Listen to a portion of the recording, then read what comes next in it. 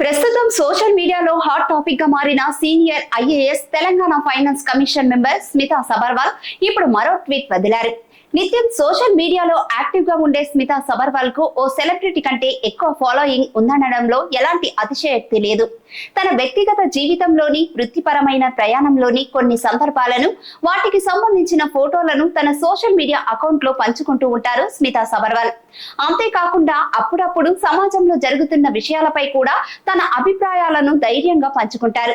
ఈ క్రమంలోనే trainee IAS పూజా కేదార్ వ్యవహారంపై స్పందిస్తూ ఆమె చేసిన ట్వీట్లు నెట్టింట ఓ దుమారమే లేపాయి.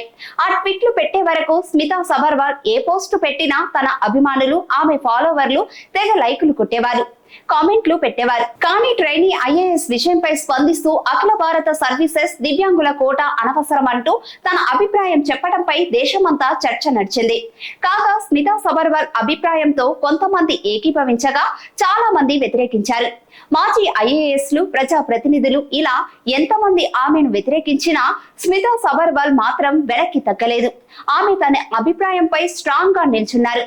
దివ్యాంగులపై ఆమె పెట్టిన పోస్టులపై నెట్టింట దుమారం రేగుతున్న సమయంలో స్మితా సబర్వాల్ మరో ట్వీట్ వదిలారు. కెరీర్ అనేది ప్రజల్లోనే ప్రారంభమైన వ్యక్తిత్వం, ఆత్మవిశ్వాసం అనేవి వ్యక్తిగతంగానే పెంపొందుతాయి. గొంతు వణుకుతున్నా నిజమే మాట్లాడండి అంటూ ఇంట్రెస్టింగ్ ట్వీట్ చేశారు స్మితా సబర్వాల్.